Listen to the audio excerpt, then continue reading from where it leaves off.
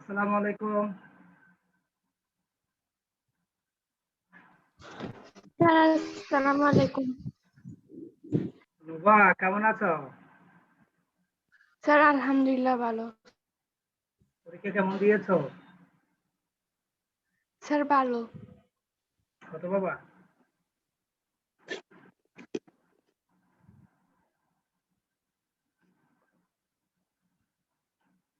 বাবা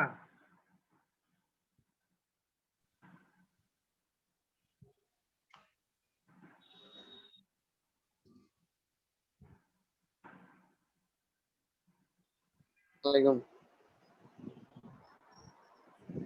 सर अस्सलाम वालेकुम। জি ওয়ালাইকুম আসসালাম।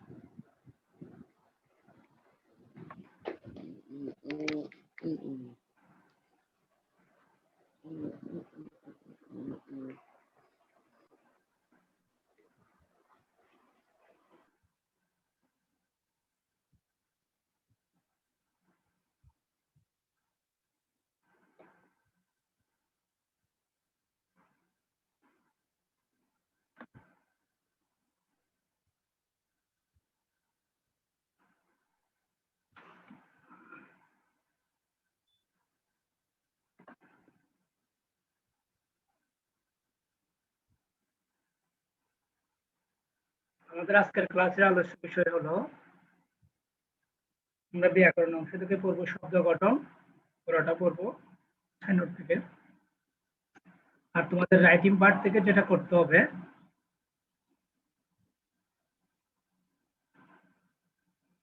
তোমরা রাইটিং পার্ট থেকে সারমর্ম অংশে গিয়ে একজন মানুষের ডট ডট তোমার মনুষ্যত্বের পরিচয়, এরপরে সূর্যের আলোতে ডট ডট মানুষ হয়ে উঠি, যেটা সারমর্ম আছে, এই দুইটা শিখবে এবং হোমওয়ার্ক করবে আর কি। তাহলে আমি ব্যাকরণটা বোর্ড বই থেকে না পড়িয়ে আমরা হ্যান্ড নোট থেকে পড়বো, ঠিক আছে? আমি আবার বলছি, ব্যাকরণটা আমরা বোর্ড বই থেকে না পড়ে হ্যান্ড নোট থেকে পড়বো, ঠিক আছে? পড়তে গিয়ে কারো পড়তে গিয়ে আমি এই দুইটা পেজ হোয়াটসঅ্যাপে দিয়ে দিব, তোমরা ওইখান থেকে নিয়ে লিখে ফেলবে। এই দুইটা পেজ আমি হোয়াটসঅ্যাপে সেন্ড করে দিচ্ছি, ওই দুইটা পেজ তোমরা ওইখান থেকে হ্যান্ড নোট করে দিবে। আমি যেভাবে নোট করেছি ঠিক এভাবে নোট করবে। কোনো জায়গায় না বুঝলে পেন্সিল দিয়ে দাগ দিবে, আমাকে নক করবে বা আমাকে জানাবে বা আমাকে ভয়েস পাঠাবে। ক্লাস 8 এর ব্যাকরণটা 9 এর সাথে মিল রেখে করা হয়েছে বিধায় ক্লাস 8 এর ব্যাকরণে যদি গ্যাপ থাকে 9 এর ব্যাকরণ বুঝতে অসুবিধা হবে। আমি একদম ব্যাঙ্গে স্পষ্ট ভাষায় নোট করছি। এটা গত বছর 21 তারিখ 4 মাস 2020 সালে করেছিলাম। তোমাদের যারা আগের ব্যাচে 8 এ ছিল তাদের জন্য সেম আবার হ্যান্ড নোট বের করে ছবি তুলে নিয়েছি।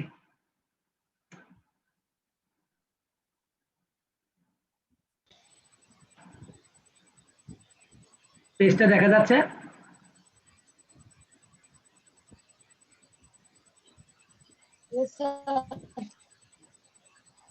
সবাই দেখতে পাচ্ছ? তাইলে এবার আমি পড়ে দিচ্ছি। কারো কোনো প্রশ্ন থাকলে আমাকে করলে হবে। নির্দিষ্ট জনসমাজের মানুষ মনের ভাব প্রকাশের জন্য মুখ দিয়ে, আবার বলছি, নির্দিষ্ট জনসমাজের মানুষ মনের ভাব প্রকাশের জন্য মুখ দিয়ে অন্যের বোধগম্য অর্থপূর্ণ যে ধ্বনি বা ধ্বনি সমষ্টি উচ্চারণ করে তাকে ভাষা বলে। তাহলে পরীক্ষায় যদি আসে ভাষা কাকে বলে, তাহলে আমাদের ভাষাতে এমসিকিউতে যখন হবে নির্দিষ্ট জনসমাজের মানুষ কমা মনের ভাব প্রকাশের জন্য কমা মুখ দিয়ে কমা অন্যের বোধগম্য অর্থপূর্ণ, দেখো অন্যকে বুঝাতে হবে তোমাকে এবং যেটা বলবে তার একটা অর্থ থাকবে। যে ধ্বনি বা ধ্বনি সমষ্টি শুধু ধ্বনি হতে পারে অথবা ধ্বনির সমষ্টি হইতে পারে, উচ্চারণ করে তাকে ভাষা বলে। অর্থপূর্ণ ধ্বনি ভাষার প্রাণ। এরপরে কোন ভাষার উচ্চারিত শব্দকে বিশ্লেষণ করলে যে উপাদান সমূহ পাওয়া যায় সেগুলোকে পৃথকভাবে ধ্বনি বলে। ধ্বনি তৈরি হয় বাকযন্ত্রের সাহায্যে, বাক প্রত্যঙ্গের সাহায্যে। এরপরে এক বা একাধিক অর্থপূর্ণ ধ্বনির সমষ্টিকে শব্দ বলে। আমি আবার বলছি, এক বা একাধিক অর্থপূর্ণ ধ্বনির সমষ্টিকে শব্দ বলে। এরপরে তাই অর্থ হলো শব্দের প্রাণ। কতগুলো বর্ণ দিয়ে শব্দ গঠিত হয়, মুখ নিঃসৃত আওয়াজটাই হলো ধ্বনি। আমি একটা নোট লিখেছি, তোমরা নোটটা লিখবে। কতগুলো বর্ণ দিয়ে শব্দ গঠিত হয়, মুখ নিঃসৃত আওয়াজটাই হলো ধ্বনি। এরপরে বাংলায় কি কি উপায়ে শব্দ গঠিত হয়? যেমন ব্যঞ্জন বর্ণের সাথে যদি কার যোগ করা যায় তাহলে সেই ক্ষেত্রে শব্দ গঠিত হবে। যেমন ব, যু, আকার বা স্বরে আ যেটা বলি, আতে আকার, এরপরে যে ডয় শূন্য র, এরপরে রসইকার, তাহলে বাড়ি। এরপর এরকম যেমন আকার আছে, রসইকার আছে, তাহলে বর্ণের সাথে কার যোগ করা হয়েছে, যেমন বাড়ি। এরপরে তৃণ, ত রিকার, তারপরে মূর্ধন্য ন, তারপরে রে। ব্যঞ্জন বর্ণের সাথে ফলা যোগ করলেও তুমি অনেক সময় নতুন শব্দ গঠন করতে পারো। যেমন ক যোগ র যোগ ফলা সমান কয়র ফলা, যেমন বক্র। ক যোগ ল যেমন কয়েল, কয়েল। দেখো ক যোগ ল যেমন ক্লান্ত বানানটা করার সময়। বাংলায় কার চিহ্ন হলো 10টি, অ এর কোনো কার চিহ্ন নাই। বাংলা ফলা চিহ্ন হলো 6টি, যেমন ব ফলা, র ফলা, ল ফলা। আমি কি বলেছি, কয়টা ফলার কথা বলেছি? সবাই স্পিকার অন করো। স্যার 3টা। 3টা বলেছি। এরপর একটা শব্দ বলবো, ওই একটা শব্দের মধ্যেই থাকবে 3টা ফলা। আমি আবার বলছি, জ ফলা, র ফলা, ল ফলা, তাহলে 3টা। এরপরে তোমরা ক্লাসের শেষ হলে কোন ক্লাসে উঠবে বলো তো? ক্লাসের স্যার শেষ হলে 9 এ। কোন শ্রেণীতে উঠবা? 9 এ। 9 এর বাংলা কি? 9। নবম শ্রেণী। কোন শ্রেণী? সবাই কথা বলো, সবাই কথা বলো, নবা কথা বলো। ক্লাস 8 তো অষ্টম শ্রেণী শেষ হলে তুমি উঠবে নবম শ্রেণীতে, তাই না? এই নবম, ন ফলা, ব ফলা, ম ফলা, নবম বানানে দেখো, দন্তন্য ব ম নবম, এই ন ফলা, ব ফলা, ম ফলা। তাহলে আগে ছিল 3টে, এখন হলো 3টা। 3 এ 3 কয়টা হয়েছে? 6টা। তাহলে টোটাল ফলা কয়টা?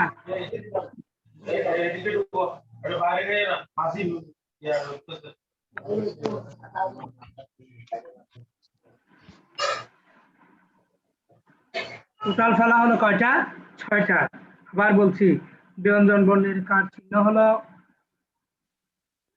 10টি, সরি, স্বরবর্ণের কার চিহ্ন হলো 10টি, ব্যঞ্জন বর্ণের ফলা চিহ্ন হলো 6টি। কার হলো স্বরীয়র কোনো কারের চিহ্ন নাই, বাকি সবগুলোর কার চিহ্ন রয়েছে। বাংলায় ফলা চিহ্ন জ ফলা, র ফলা, ল ফলা, এরপরে নবম, ন ফলা, ব ফলা, ম ফলা। ঠিক আছে? Yes sir. আমি একটু পরে জিজ্ঞেস করবো, না বলে সবার মাথা ফোটাবো।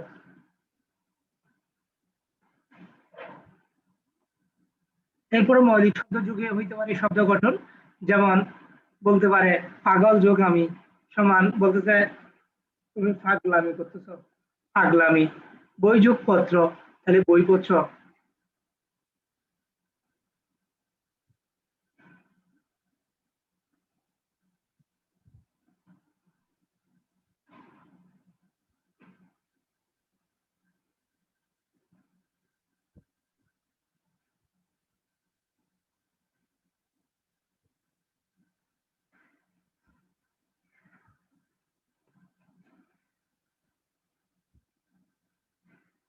এরপরে যেটা বলছি, পাগল যোগ আমি সমান পাগলামি, বই যোগ পত্র সমান বইপত্র। শব্দের শেষে বিভক্তি যোগ করেও নতুন শব্দ গঠন করা যেতে পারে, যেমন আমা যোগ কে সমান আমাকে, বাড়ি যোগ র তাহলে বাড়ির।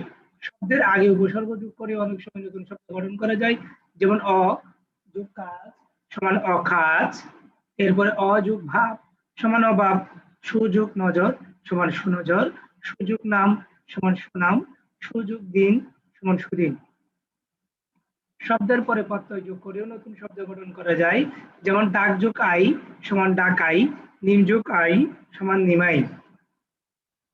সন্ধির সাহায্যে যেমন বিদ্যা যোগ আলয় সমান বিদ্যালয়, শুভ যোগ ইচ্ছা সমান শুভেচ্ছা।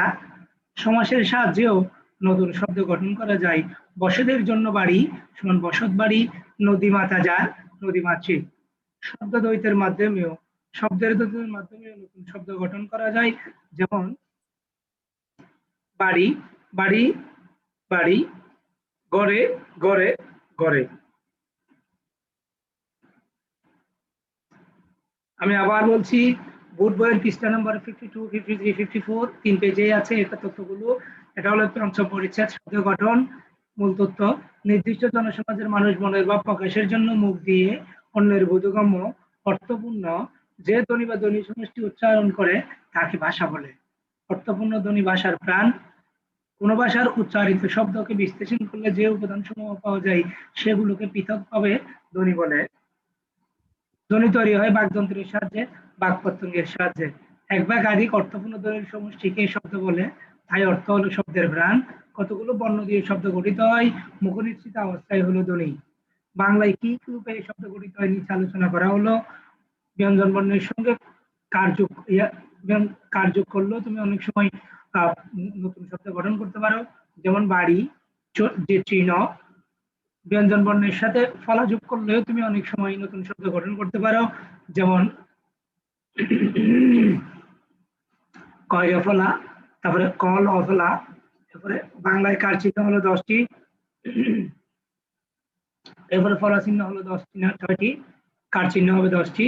এরপরে মৌলিক শব্দ যুগে, যেমন পাগল যোগ আমি সমান পাগলামি, বই যোগ পত্র সমান বইপত্র। শব্দের শেষে বিভক্তি যোগ করে, যেমন আমা যোগ কে আমাকে। শব্দের শেষে উপসর্গ যোগ করে, যেমন অযোগ কাজ অকাজ, অযোগ ভাব অভাব, সুযোগ নজর সুনজর, সুযোগ নাম সুনাম, সুযোগ দিন সুদিন। শব্দের পরে প্রত্যয় যোগ করে গঠন করা যায়, নিম যোগ আই নিমাই, ডাক যোগ আই ডাকাই সন্ধির সাহায্যে, বিদ্যা যোগ আলয় সমান বিদ্যালয়, শুভ যোগ ইচ্ছা সমান শুভেচ্ছা। সমাসের সাহায্যে নতুন শব্দ গঠন করা যায়, বসতের জন্য বাড়ি বসত বাড়ি, নদী মাতা যার নদী মাতৃ।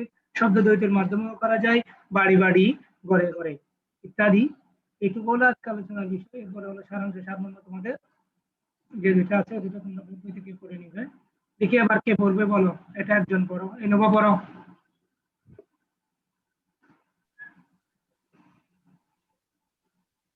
তোমার পেজটা দেখা যাচ্ছে? নির্দিষ্ট ইয়েস স্যার। তাহলে পড়ো। নির্দিষ্ট জনসমাজের মানুষ মনের ভাব প্রকাশের জন্য মুখ দিয়ে অন্যের বোধগম্য অর্থপূর্ণ যে ধ্বনি বা ধ্বনি সমষ্টি উচ্চারণ করে তাকে ভাষা বলে। অর্থপূর্ণ ধ্বনি ভাষা প্রাণ। কোন ভাষার উচ্চারিত শব্দকে বিশ্লেষণ করলে যে উপাদান সমূহ পাওয়া যায় সেগুলোকে পৃথকভাবে ধ্বনি বলে। ধ্বনি তৈরি হয় বাকযন্ত্রের সাহায্যে, বাকপ্রত্যঙ্গের সাহায্যে। এক বা একাধিক অর্থপূর্ণ ধ্বনির সমষ্টিকে শব্দ বলে, তাই অর্থ হলো শব্দের প্রাণ। বাংলায় কি কি উপায়ে শব্দ গঠিত হয়? ব্যঞ্জন বর্ণের সাথে কার যোগ করে, যেমন ব যোগ মূর্ধন্য যোগ ড যোগ ইকার হ্রস্ব ইকার সমান বাড়ি, ত যোগ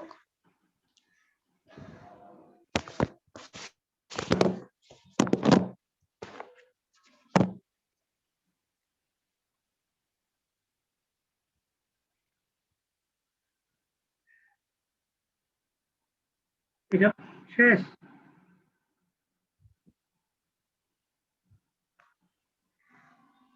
প্রথম পেজ শেষ?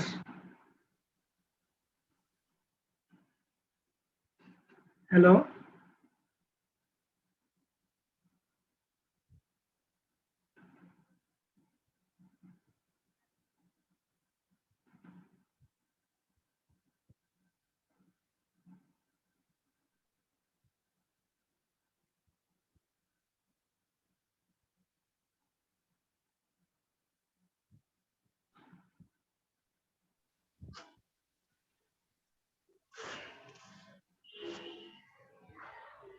পড়ো।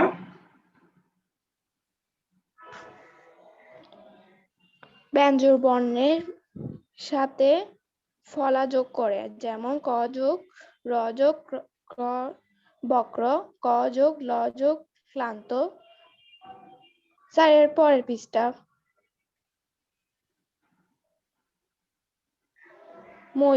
মৌলিক শব্দ যোগে, যেমন পাগল যোগ আমি, পাগলামি। বই যোগ পত্র, বইপত্র। শব্দের ক্ষেত্রে শেষে বিভক্তি যোগ করে, যেমন আশা যোগ কে, না আমার যোগ কে, আমাকে। বাড়ির যোগ র, বাড়ির। শব্দের আগে উপসর্গ যোগ করে, যেমন অ। স্যার এটা কি লিখছেন? কোনটা আমারে বলো।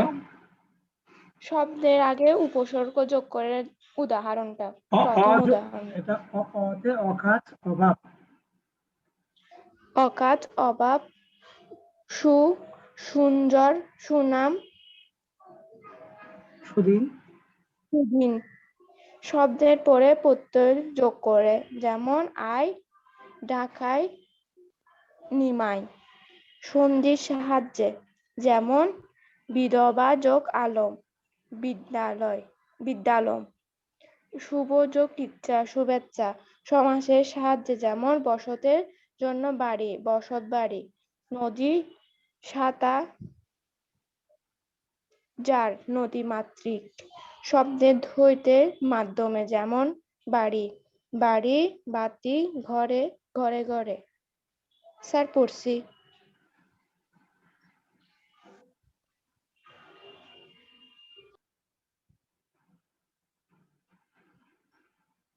এবার বুট বই থেকে সারাংশটা বের করো।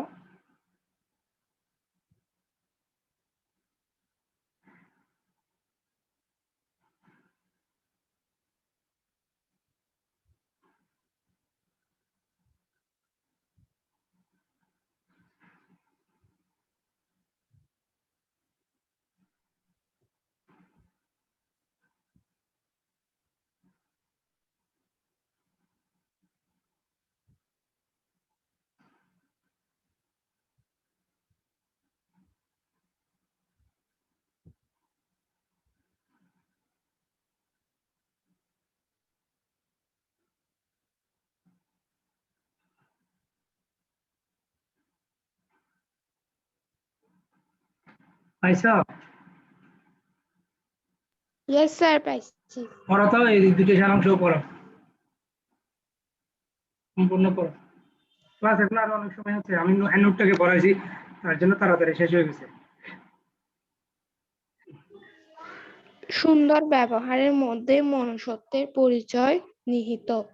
মানুষের কথাবার্তা, মনোভাব ও আদব কায়দার মধ্যে দিয়ে সুন্দর ব্যবহারের প্রকাশ ঘটে। ভালো ব্যবহার দিয়ে সহজে অপরের ভালোবাসা পাওয়া যায়। সুন্দর স্বভাবের মধ্যে মানুষের সৌন্দর্য ফুটে ওঠে।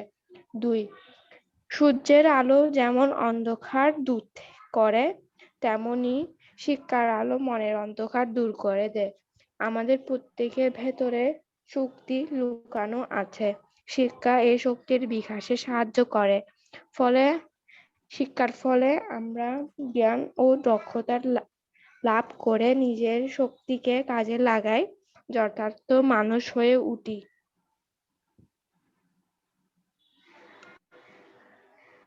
স্যার পড়ছি। সূর্য আলো তো পড়ছো, তারপরে এক দুই দুইটাই পড়ছো। স্যার দুটোটা পড়ছি।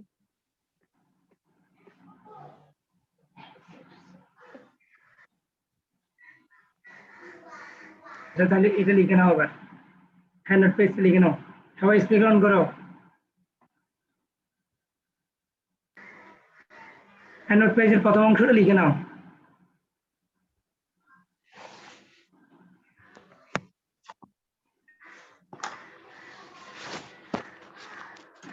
হ্যান্ড নোট পেজের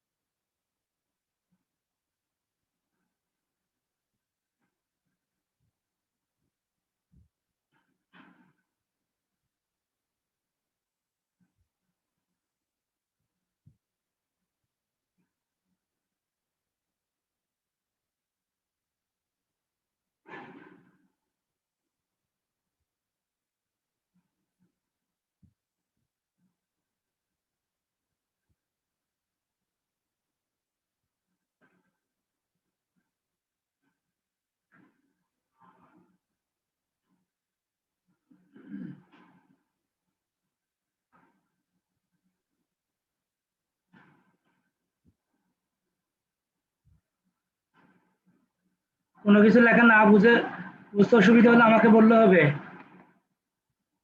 আমি হোয়াটসঅ্যাপে দিয়ে দিয়েছি, যে 2টা পেজ লিখতে হবে, ওই 2টা পেজ হোয়াটসঅ্যাপে দিয়ে দিয়েছি, ওইখান থেকে লিখে নিলেও হবে, অথবা স্ক্রিন শেয়ারে দেওয়া আছে, স্ক্রিন শেয়ার থেকে লিখে নিলে হবে।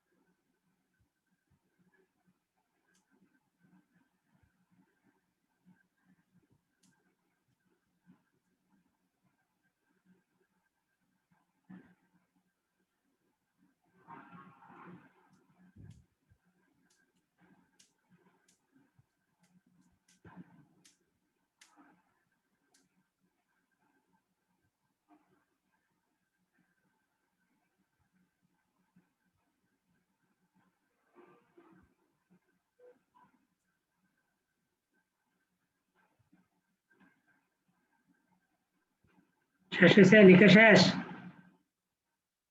ফার্স্ট পেজ লেখা শেষ? স্যার একটু করে বাকি আছে নিচে।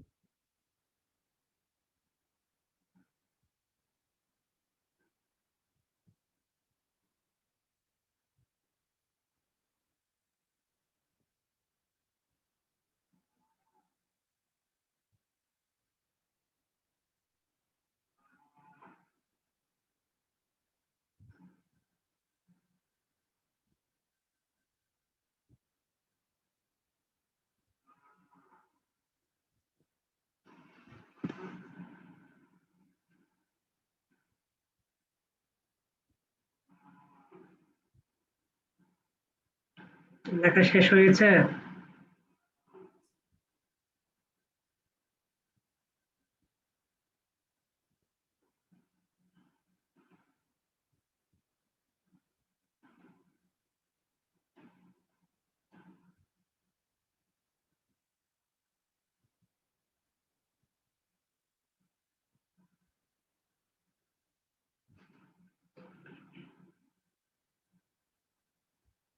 নোভা,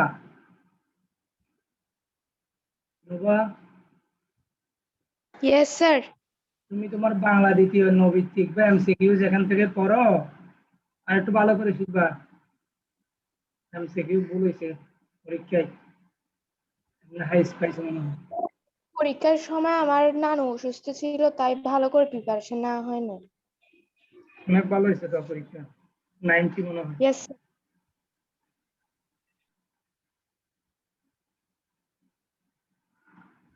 নাম্বার কাটা গেছে হলো যে ইয়াতে ওই এমসিকিউ তে কাটা গেছে।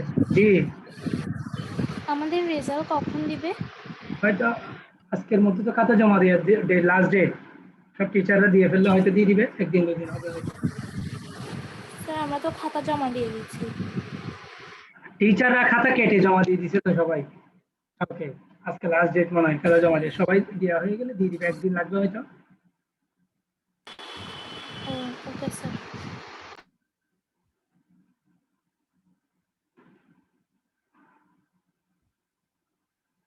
এটা কি সম্পূর্ণ?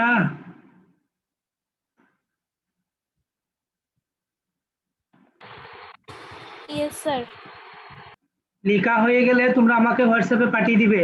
লেখা হয়ে গেলে সিটির যে কাজ যেটা দিয়েছি সেটা তোমরা আমাকে লিখে পাঠিয়ে দিবে। আমি ক্লাসটা তোমাদের অনলাইন পোর্টালে আপলোড করে দিচ্ছি।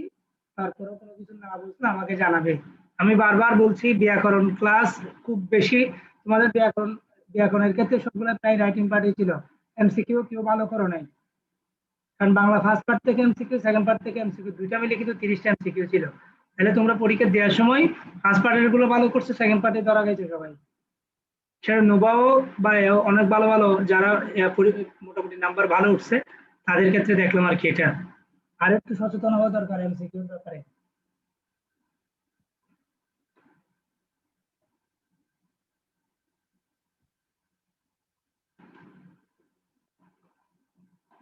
ঠিক আছে, তাইলে আমি ক্লাস শেষ করছি।